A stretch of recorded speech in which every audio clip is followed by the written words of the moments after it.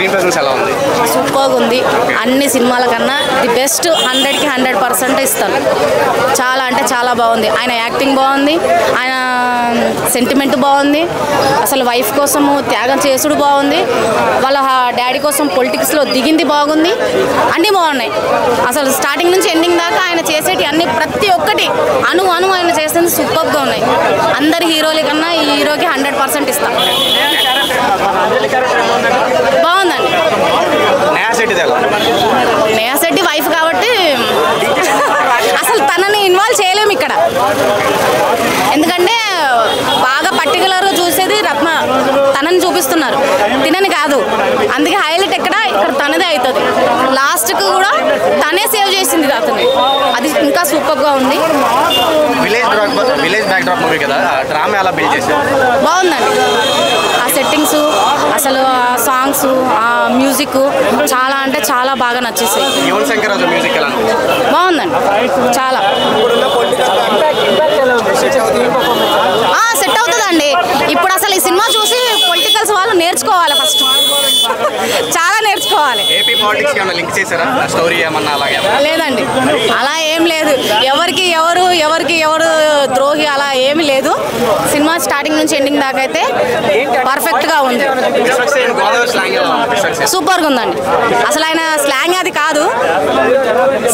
కాదు, ఇంకా బాగుంది. సూపర్, చాలా బాగుంది.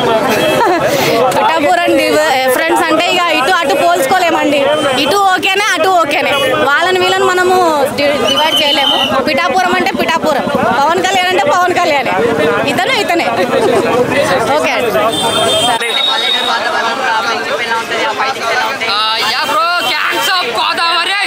సినిమా అయితే మాత్రం ఎక్కడ బోర్ కొట్టలేదన్నా. బోర్ కొట్టడం పక్కన పెడితే ఫస్ట్ హాఫ్ అయితే మాత్రం యానిమల్ రేంజ్ లో మనకి ఎలివేషన్, ప్రతి 10 నిమిషాలకు ఒక ఎలివేషన్.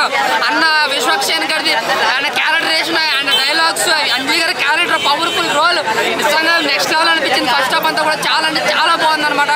ఇక స్నేహా శెట్టి గారి యాక్టింగ్ అయితే మాత్రం ప్రతి సినిమాలో మోసం చేస్తే ఈ సినిమాలో మోసపోయింది బాగుంది అనిపించి అంటే అనమాట. ఇక కృష్ణ చైతన్య గారు ఏదైతే డైరెక్షన్ ఉందో విశ్వక్సేన్ డీల్ చేయడమే కాదు, ఆ పవర్ఫుల్ రోల్ క్యారెక్టర్స్ మాత్రం చాలా బాగా రాసుకున్నారు. అంటే రియల్ లైఫ్ లో బాలకృష్ణ గారు ఎలా ఉంటారో కొంచెం ఆయన అంతా ఇమిటేట్ చేసినట్టు చూపించారన్నమాట. చాలా బాగుంది. బాలకృష్ణ గారు సపోర్ట్ చేసినట్టు ఏదో విషయం ఉంటేనే కానీ సపోర్ట్ చేయరు, బట్ ఇందులో విషయం ఉంది. చాలా బాగుంది. ఫస్ట్ హాఫ్ అయితే ఒక ఎలివేషన్, ఒక షార్ట్స్ అని 10 నిమిషాలకు ఒక ఎలివేషన్, ఒక విజిల్ వేస్తూ క్యాకిలేసి బాగా చూడొచ్చు అనమాట. Block buster movie. విశ్వక్సేన్ సినిమాలో చూడగానే బాగుందని అనుకునే సినిమా అన్నమాట. ఇది కమర్షియల్ గా బ్లాక్ బస్టర్ అవుతుందన్న. ఇంకా సెకండ్ హాఫ్ ఏంటంటే ఫస్ట్ హాఫ్ ఉంది అంత రేంజ్ ని కొంచెం తగ్గించారు, బట్ ఎక్కడ బోర్ అయితే కొట్టనివ్వలేదు అనమాట. ఓవరాల్ గా చెప్పొచ్చేది ఏంటంటే విశ్వక్సేన్ ఫ్యాన్స్ కాబట్టి అదర్ ఫ్యాన్స్ కాబట్టి ఒక సూపర్ మూవీ చూసాం. గ్యాంగ్స్ ఆఫ్ గోదావరి గ్యాంగ్స్ వెళ్తే పెచ్చగా ఎంజాయ్ చేస్తాం. సింగిల్ థియేటర్ బాగా ఎంజాయ్ చేస్తారు.